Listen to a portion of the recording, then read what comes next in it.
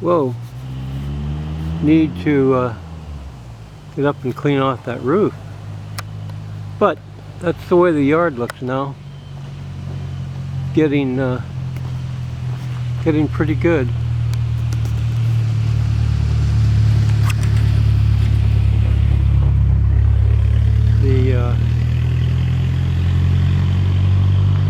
That's nice. Clear air and still plenty of trees. Which means plenty of leaves, but better than nothing. We need to do something about this one though. It's unfortunate, but you can see there's a branch broke off there. That means the tree is getting weak. And these trees do not live forever. About 100, I think it's 120 to 150 years. And they will start dying. Now those three that we took out back there were definitely soft. There was some that was really bad inside. I mean, really bad.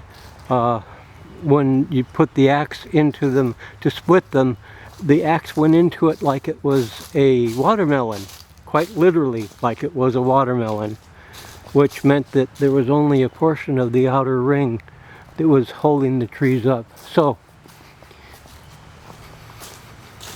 good move. Cat, let's go in. Come on.